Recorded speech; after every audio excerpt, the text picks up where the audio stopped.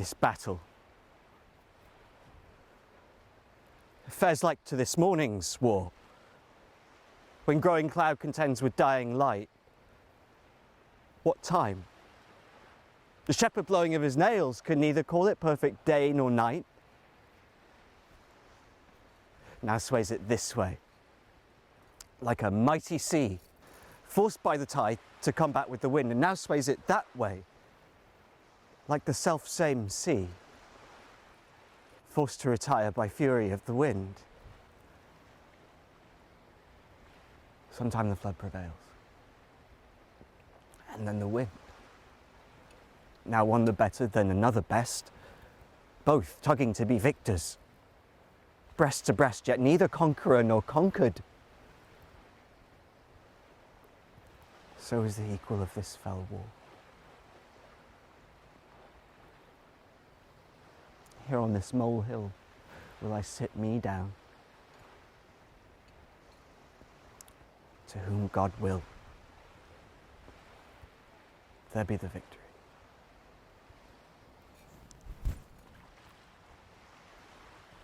For Margaret, my queen, and Clifford too, have chid me from the battle, swearing both they prosper best of all when I am thence. Would I were dead if God's good will were so.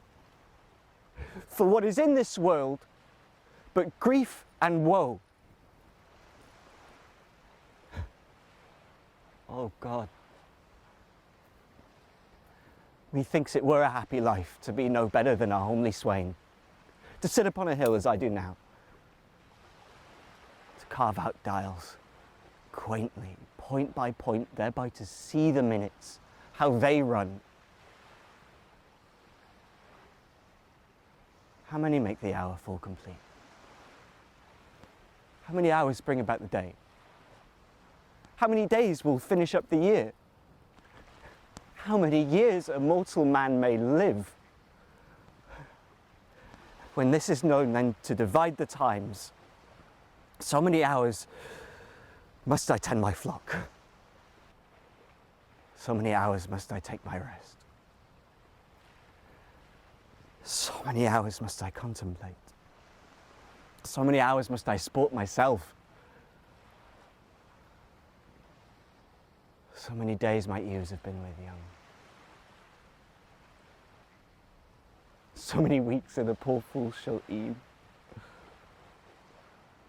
So many years, ere I shall shear the fleece.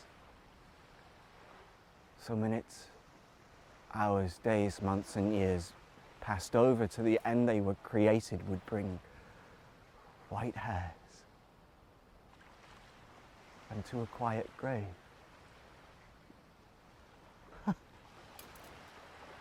What a life for this. How sweet, how lovely. Gives not the hawthorn bush a sweeter shade to shepherds looking on their silly sheep than doth a rich, embroidered canopy to kings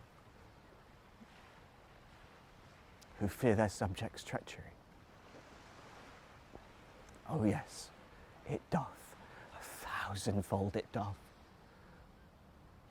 And to conclude, the shepherd's homely curds, his cold, thin drink out of his leather bottle, his wonted sleep under a fresh tree shade,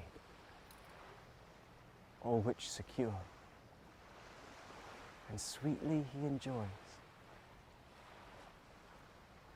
is far beyond a prince's delicates. His viand sparkling in a golden cup, his body couched in a curious bed. When care, mistrust,